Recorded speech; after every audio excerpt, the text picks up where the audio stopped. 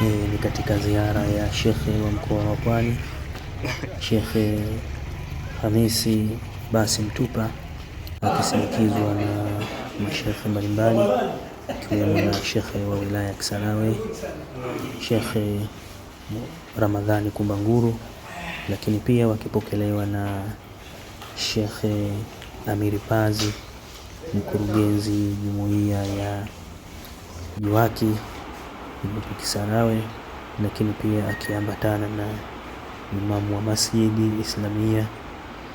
na jopo la wanaBAKWATA kwa ujumla wilaya ya Kisarawe, akiambatana na Ali Chauka ambaye ni mwenyekiti wa halmashauri BAKWATA wilaya ya Kisarawe, lakini pia akiambatana na shekhe wa kata.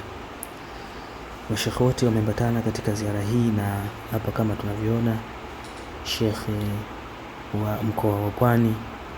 shekhe mwenye mkoa wake, Shekhe Hamisi Abbas Mtupa akisaini kitabu cha Masjidi Islamia juu ya kufika kwake hapa katika ziara hii.